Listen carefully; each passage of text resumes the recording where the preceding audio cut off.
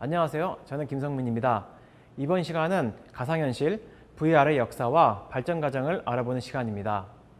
많은 분들이 VR 역사의 시작이 오큘러스가 나오면부터 시작됐다고 생각하시는 분들이 많은데 사실 VR의 역사는 상당히 오래전부터 구상되어 왔고 개발되어 왔습니다. 그러면 가상현실이라는 개념을 처음으로 도입한 것은 언제였을까요? 그 첫 시작은 1935년 미국의 천재 소설가 스탠리 와인바움의 공상과학 단편소설 피그말리온의 안경이었습니다. 스탠리 와인바움은 놀라운 아이디어로 업계에서 천재로 추앙받았지만은 젊은 나이에 사망하게 되었습니다. 그의 사망 후 많은 사람들이 그의 작품을 더 이상 볼 수 없음을 상당히 안타까워했습니다. 소설의 줄거리를 보자면 화자가 우연히 만난 천재과학자라고 하여금 VR 가상현실 시스템을 체험하게 되고 그 안에서 만난 여성과 사랑하게 되는 내용입니다. 소설 내에서는 홀로그램은 물론이고 후각, 촉각에 의한 가상현실 시스템, 그 외에도 고글에 의한 시스템도 나옵니다. 지금으로부터 80년 전에 나온 작품인데 그것도 30대 초의 나이에 이런 작품을 쓸 수 있었다는 것들이 상당한 재능을 가진 작가라고 할 수 있겠습니다. 그 빠른 죽음에 저도 상당히 좀 안타깝게 생각하고 있습니다. 사진을 보시면 알겠지만 얼굴도 상당히 미남이라는 것을 알 수 있습니다. 그럼 실제로 VR을 체험할 수 있었던 최초의 시도는 언제였을까요? 바로 1962년 할리우드의 촬영 기사였던 모건 하일리그에 의해 개발된 센소라마 시뮬레이터였습니다. 줄여서 센소라마라고 불렸던 이 기계는 외형이 상당히 컸고 무게도 상당히 무거웠습니다. 이 센소라마의 가장 큰 특징은 간단한 조작만으로도 사용자가 상호작용을 쉽게 할 수 있다는 큰 장점이 있었습니다. 이 기계는 사용자가 뉴욕 브루클린 거리를 오토바이를 타고 체험해 볼 수 있는 시스템이었습니다. 센서라마는 3D 영상, 스테레오 사운드, 냄새, 진동 느낄 수 있어서 그 원리가 지금의 4DX 극장과 유사하다고 생각하시면 될 것 같습니다. 하일리그는 이 기계를 개발하면서 미래의 영화가 되길 바랬지만은 아쉽게도 센서라마는 수익을 내지 못했고 결국 사양길로 접어들고 말았습니다.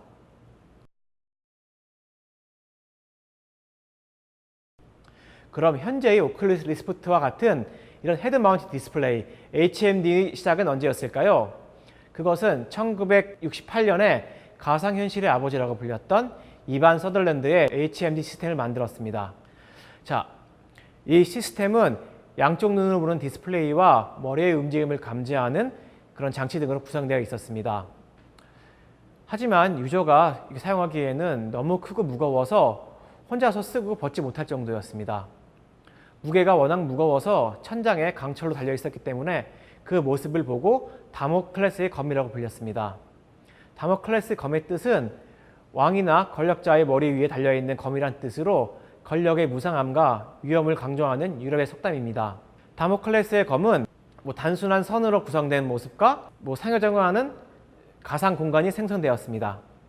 그 기술의 정도가 속도, 무게, 선 몇 개의 그 단순한 그래픽과 한계가 많았지만은 가상의 공간에 물체가 있고 그 물체가 사용자로 하여금 상호작용을 한다는 점에서 가상현실의 첫 시작이라고 할 수 있겠습니다. 여기서 또 재밌었던 점은 이반 선더랜드가 이 HMD를 만들기 전에 학창시절에 최상의 디스플레이라는 에세이를 썼습니다. 물질을 제어할 수 있는 컴퓨터의 방이 최상의 디스플레이가 될 것이라고 말했었는데요. 이반 선더랜드가 구현한 최초의 HMD는 이 새로운 가상세계로 가는 최초의 출입구였던 것이었습니다.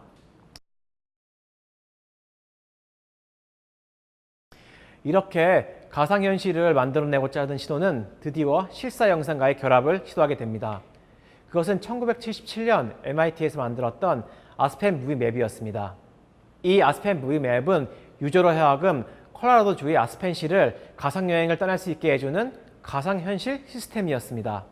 사진을 보시면 아시다시피 현재의 카카오 지도나 구글 스트리트뷰와 굉장히 비슷하다고 생각할 수 있겠습니다. 이 아스펜 무비 맵은 현재의 지도 서비스의 모태가 되었습니다. 하지만 최초의 제작 목적은 조금 다릅니다. 이 아스펜 무비 맵은 일반적인 유저를 대상으로 한 것이 아닌 낯선 지역에서의 군인들의 성공적인 임무 수행을 위한 군사적인 목적으로 제작이 되었습니다. 제작 과정을 보자면 자동차 위에 16mm 카메라 3대를 앞과 좌우에 배치해서 스톱모션 기법을 통해서 제작을 하였습니다. 해가 움직임에 따라 조명이 변하는 점을 막기 위해서 오전 10시부터 오후 2시까지 제한전 시간에만 촬영을 진행하였습니다. 비디오 이미지 위에 동적인 메뉴를 만들어서 이동 속도 및 방향 등을 터치스크린 인터페이스를 통해서 조절이 가능하게끔 만들어졌습니다.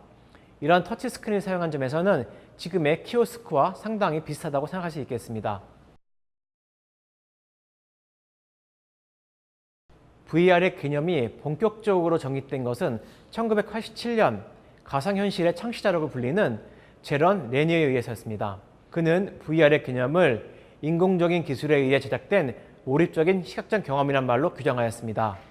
그러면서 VPL이라는 회사를 만들어 세계 최초로 가상현실 기술과 이런 시스템들을 상용하는 데 성공하였습니다.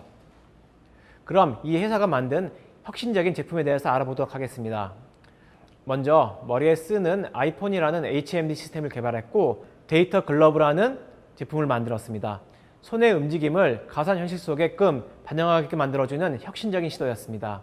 영화 마이너리티 리포트에서 탐 크루즈가 이런 데이터 글러브를 이용해서 하는 장면이 나옵니다.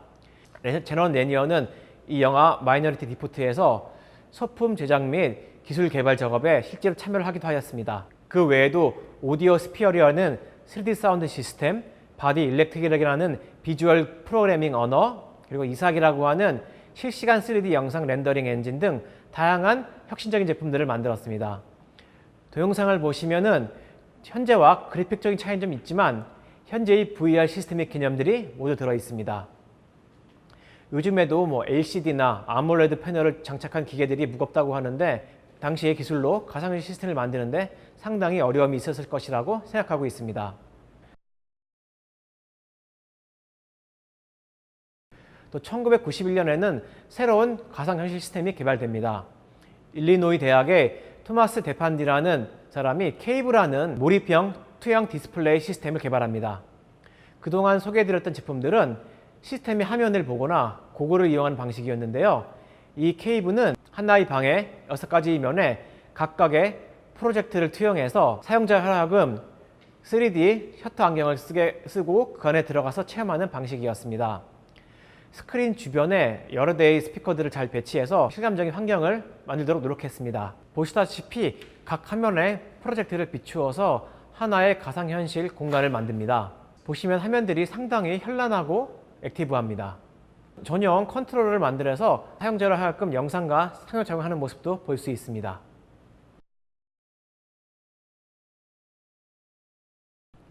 (1992년) 드디어 할리우드가 VR에 주목하게 됩니다. 그 시작은 브럿 레너드 감독의 롬머맨이라는 영화였습니다. 영화 롬머맨에서는 관객들에게 가상현실의 개념에 대해서 제대로 보여주고 있습니다. 그 중에서도 포스터를 보시면은 사이버 사랑 장면이 상당히 유명했고요. 그 외에도 당시에 충격적인 CG로 여론의 주목을 상당히 받았습니다.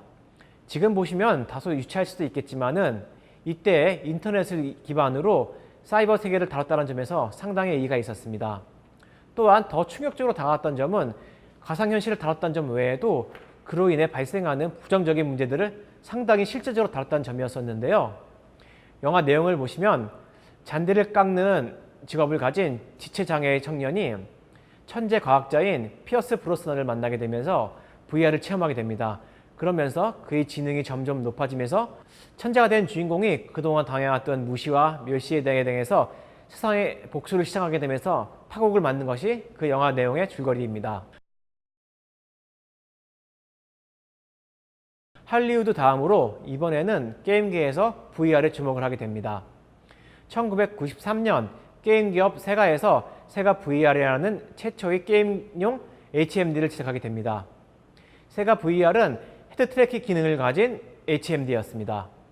세가는 CES 전시회에서 VR용 HMD 게임기를 $200에 1994년 출시하겠다고 대대적으로 발표를 하였습니다. 하지만 세가 VR은 프로토타입만 나온 채 결국 일반에 공개되진 않았습니다. 세가는 이 가상현실의 효과가 너무 뛰어나서 그 사용자로 하여금 부상을 입을 우려가 있기 때문에 발표하지 않았다고 하였지만은 사람들은 시스템의 제한적인 처리 속도와 그로 인해 발생하는 두통과 멀미 등의 부작용이 심해서 결국 출시가 안 됐다고 생각하고 있습니다. 다음에 소개해드릴 것은 최초로 대량 생산되어진 게임기이자 닌텐도에서 나왔던 버추얼 보이입니다. 1995년에 출시인데요. 1년도 안 돼서 생산 중단 및 사장이 되었던 닌텐도 역사상 최초의 실패작이자 전설적인 흑역사를 남긴 게임기입니다. 여러 가지 실패의 요인이 있었지만은 가장 큰 요인 중 하나는 예산상의 이유로 하여금 붉은색 그 하나로만 만들어진 게임 디스플레이였습니다. 물론 대중화를 위해 가격을 낮추기 위해서 어쩔 수 없이 붉은색 단색으로만 사용하였지만은 소비자들은 그것을 보고 납득하지 못했습니다. 소비자들은 버추얼 보이를 사용하면서 시력 손상의 위험을 느꼈고 멀미, 구토 등의 증상을 호소하였습니다. 비록 버추얼 보이는 실패로 닌텐도의 명성에는 금이 갔지만 당시의 기술로는 상당히 의미가 있는 작품이었습니다. 최초로 VR 게임기를 상용했다는 점에서 그 노력을 무시할 수는 없겠습니다. 현재의 기술로도 버추얼 보이가 가졌던 문제점 모두를 해결하지는 못하고 있습니다. 대단한 국제적인 회사들이 이 VR 시장에 도전을 했지만은 모두가 실패하였고 VR HMD 시장은 점점 가라앉게 됩니다.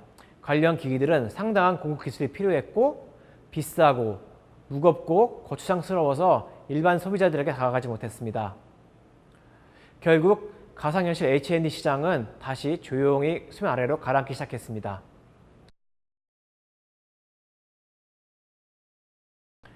가상현실 HMD 시장은 조용해졌지만은 가상현실은 새로운 영화 한 편으로 다시 주목을 끌게 됩니다. 그것은 영화 매트릭스였습니다. 많은 분들이 이 영화를 아실 거라 생각하는데요. 가상현실을 다뤘던 기존의 영화였던 트론과 롬머맨과 달리 이 매트릭스는 전 세계적으로 엄청난 성공을 거뒀고 세계적으로도 상당한 주목을 받았습니다. 또 문화적으로도 가상현실을 전 세계에 알리는 아주 의미가 깊은 영화가 되었습니다. 매트릭스는 만화적인 상상력과 동양적인 액션이 융합된 상당히 독특한 액션 영화였습니다. 인간들의 삶이 단지 기계가 만들어낸 가상현실에 불과하다는 철학적인 주제와 현란한 액션 장면들은 상당히 주목을 끌었습니다. 매트릭스는 또한 최첨단 영상 기법으로도 화제를 끌었는데요. 가장 화제가 된 것은 한 가지 중심 이미지를 놓고 카메라가 360도를 회전하는 것처럼 보이기만 하는 분리 타임과 날아오는 총알을 피하는 장면에 쓰였던 기존 영화와는 전혀 다른 독특한 스타일을 보여주었습니다. 향후에 이는 수많은 영화와 광고, 뮤직비디오에 모방되었습니다. 2013년 드디어 시야처리를 소프트웨어로 처리하면서 간단하게 HMD를 구현하는 오큘러스 리프트의 등장으로 VR이 새로운 변형을 맞이하게 됩니다. 어안 렌즈를 이용해서 몰입감을 높이고 가격을 획기적으로 낮춘 제품이었습니다.